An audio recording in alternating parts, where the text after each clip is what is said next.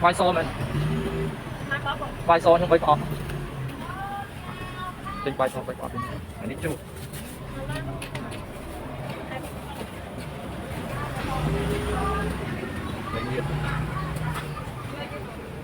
anh đi xe cái ngao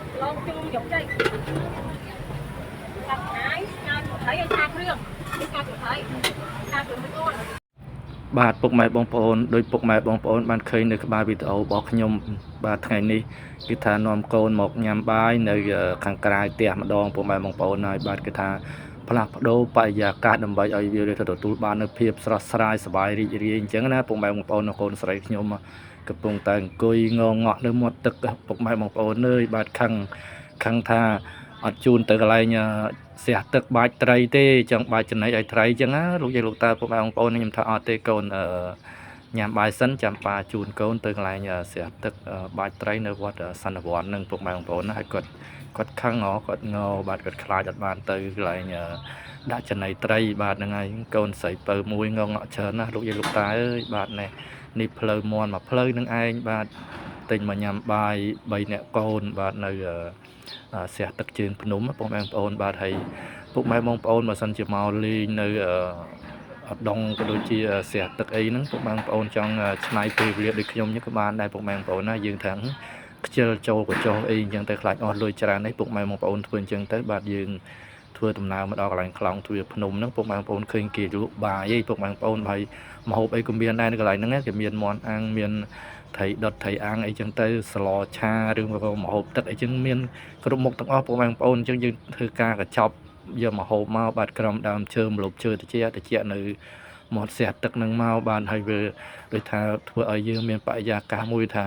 រីករាយជាមួយក្រុមគ្រួសារជាមួយកូនចៅយើងអញ្ចឹងទៅពុកម៉ែបងប្អូនបាទម៉ែកូនស្រីខ្ញុំលួងមិនចាប់មិនគាត់ព្រមដែរលោកយាយលោកតាអើយងើមែនតើហើយបាទខឹងដូចខ្ញុំនិយាយអញ្ចឹងថាប៉ាឯងប្រាប់ខ្ញុំថាមកពីផ្ទះជូនកូនទៅវត្តសន្និវត្តបាច់ចំណីឲ្យត្រីឥឡូវប៉ាឯងមកអង្គុយញ៉ាំបាយនៅមាត់ស្ទះទឹកនឹងវិញប៉ាអត់ទៅមែនខ្ញុំថាអត់ទេប៉ាញ៉ាំបាយសិនព្រោះអីអាហារពេលព្រឹកក៏យើងមិនទាន់បានញ៉ាំអញ្ចឹងណាឥឡូវនេះម៉ោង9ម៉ោង10ហើយអញ្ចឹងញ៉ាំបាយ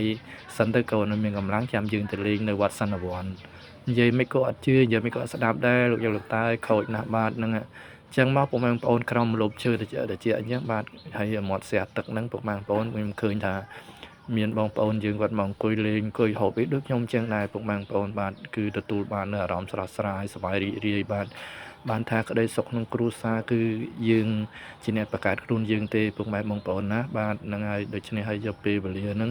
ឲ្យបានច្រើនជាមួយកូនបាទដូចខ្ញុំចឹងធ្វើការរោងចក្រពុកម៉ែបងប្អូនលោកយាយលោកតាឲ្យប្រឡំបាត់ប្រឡប់ចូលបាទពីថ្ងៃច័ន្ទដល់ថ្ងៃសៅរ៍ចឹងទៅបាទដល់ថ្ងៃអាទិត្យទំនេរមួយថ្ងៃចឹងបាននៅជាមួយកូនមួយថ្ងៃពេញ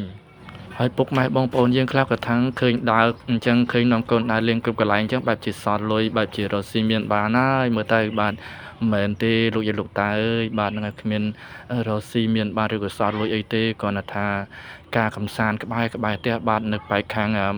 ផ្ទះខ្ញុំហ្នឹងគឺវាសបោកន្លែងដើរលេងអញ្ចឹងណាពុកម៉ែបងប្អូនបាទយើងមិនអាចទៅណាឆ្ងាយទេក៏គ្មានលុយដែរពុកម៉ែបងប្អូនអើយ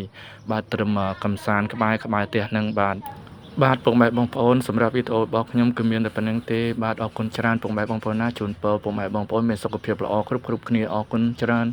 ជម្រាបលាបាយបាយ